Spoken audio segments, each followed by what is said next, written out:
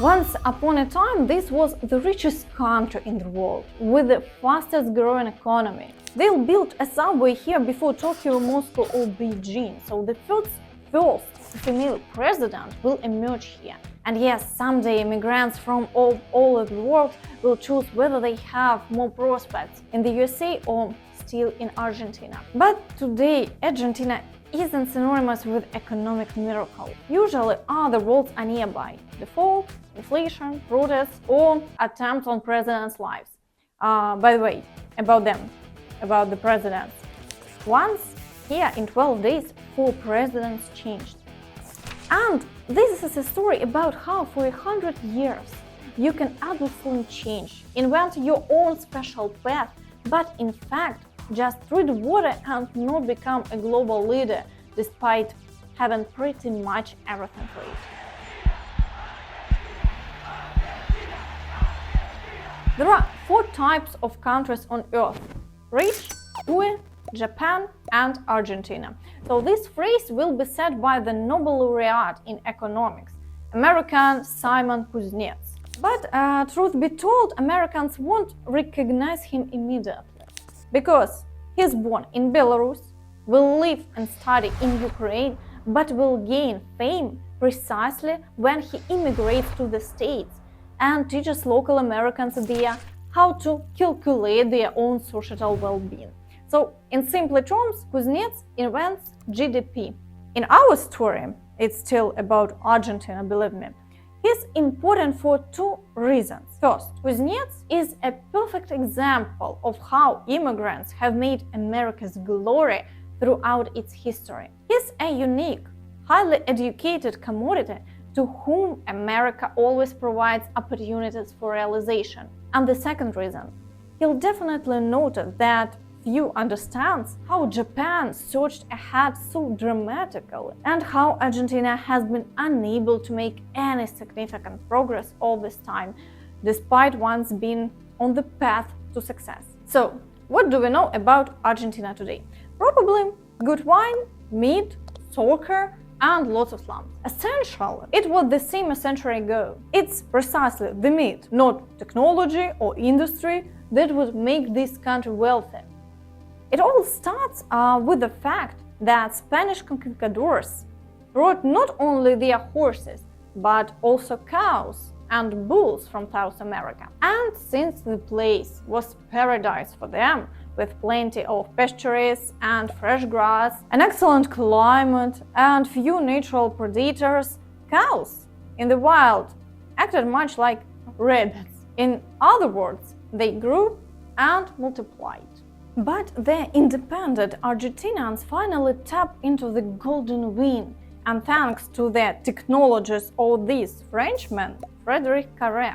So what will he do? He'll invent something like a refrigerator. And in 1876, Carré equips the ship refrigerator Paraguay for Argentina with a cooling system. From that moment on, the country starts supplying frozen meat to France and then to the rest of Europe. Argentine farmers start rapidly becoming wealthy. However, at the moment of this growing Argentine agriculture, there is a shortage of labor. So, to give you some context, Argentina is the 2nd largest country in South America by area. But by the mid-19th century, it only had about 2 million inhabitants, just a little less. So, the government decides on its best advertising campaign. Argentina, at the constitutional level, enshrines that it's open to all migrants and equalizes their rights with the native population. So, what do they promise to the first migrants? Assisted relocation and finding employment. Look, they settle everyone in such a hotel for 3,000 migrants. There are 125 bunk beds and not the worst 3 meals a day. And for 5 working days, the local labor exchange finds everyone a job. And before that, place a translator, a workshop on how to work in the new land. They will explain everything. So this whole all-inclusive package is covered by the Argentine government. And at this rate, by the time of the First World War, Argentina has nearly 8 million inhabitants, and a third of them, by the way, are those same migrants. And in the capital, Buenos Aires, they make up half of the population. And the economy starts growing at a rate of 7 or 8% per year. But it's not just because of the migrants. Because there is one major difference between the USA and Argentina. So remember I talked about Kuznets, who received the Nobel Prize. And he's not the only one. Americans are the world record holders in the number of these Nobel Prizes, 400 people throughout history. And do you know how many Argentinians have them? Only 6. So I'm saying this to illustrate that in the States, unlike Argentina, which was oriented towards migrants, they managed to build a system that vacuums the best minds from all over the world. And these minds bring glory to America. So, for example, there was Max Factor, the creator of the world-famous cosmetics, the man who invented makeup and Hollywood movie makeup. So he was an immigrant, and his real name was Moshe Faktorovich, a Jew from the Russian Empire. So he opened his first store in Ryazan. Or Igor Ivanovich Sikorsky, an aircraft designer, the creator of helicopters. So today, the company founded by this immigrant is part of the huge American military holding Lockheed Martin. And then there are the founders of Hollywood studios, also Jews from the Russian Empire. So it's clear what progressive folks are flocking to America and creating new technology there. Because the country has everything for it, and primarily laws. But Argentina has a problem with this. They have to purchase all the technologies. It's all just one continuous cheap agriculture. Britain noticed this and starts heavily investing in Argentina. So they export cheap but quality meat, grain and wool from the country. So in return, they build infrastructure like railways, for example, so to make it easier and faster to export meat and wool. And it's somewhat similar to what China is doing in Africa nowadays. And by the way, the subway in Buenos Aires will be built by the British. But about immigrants. Argentina awaits them with open arms. They provide free accommodation, food, and even assistance in finding employment. But the real opportunities for Argentine immigrants are fewer than for American ones. Because all the land has already been grabbed by large landowners who naturally aren't eager to pay much. And those who come to Argentina for a better life end up staying in the cities. And there, the prospects for employment aren't great. So those who can't find work either end up on welfare or turn to crime. And thus, two eternal Argentine melodies emerge. Those same slums and the desire to do nothing but still receive money from the government. But, by the way, the government itself hasn't historically been very good with money. Argentina holds the world record for the number and size of defaults. And what's the default? Well, it's when a country borrows money from other countries or organizations to develop itself, build something, invest in new production and technologies to earn money later. But when the money runs out and there is nothing to pay with, the country declares a default and says, sorry, we don't have money, but you just hang in there. And throughout its history, Argentina has defaulted a whopping 9 times. And foreigners with money understand I might invest in Argentina now, but tomorrow they might say, get out of here, guy. During all this time, the leaders just don't learn from their own mistakes, and every time end up making promises they can't keep. And the brightest example of this in Argentine history is Juan Perón. In 1946, he was elected president, but he will go down in history as the father of the nation and a dictator. Although, at first, it seemed that Perón is quite a guy. He raises workers' wages, introduces mandatory 13th salary and paid leave. And all this, of course, with money from the sale of grain and meat. And under his rule, women get the right to vote, and his wife is a beauty from the people, an actress from a poor family in a remote village. Eva Peron in Christian Dior dresses is called the Madonna of the poor and Saint Evita. So because she opens a charity fund that builds hospitals, gardens and schools. But the funds for this charity are collected involuntarily. So they are deducted from workers' salaries. And after Peron flees Argentina, any economy inevitably faces serious problems from such hard governance. In short, in Evita's house, they discover a veritable Aladdin's cave of treasures, luxurious dresses, and shoes for 400 years ahead. So it's no wonder that when an American journalist asked Evita how she managed her finances, the First Lady proudly replied, "To count is a capitalist money. I give without counting." And this, "I give without counting," can be said to be the main motto of Argentine politics for decades, because the country constantly spends more than it produces and consequently constantly goes into debt and ultimately doesn't repay. So look for yourself. Argentina has a negative balance with all major developed countries. China sells them goods worth $5.5 million, but buys nearly $8.5 billion. Brazil sells $7.5 billion worth of goods and buys $8.5 billion. And the same story goes for the USA and Germany. So for the world, Argentina isn't just a raw material appendage, but a food supplier.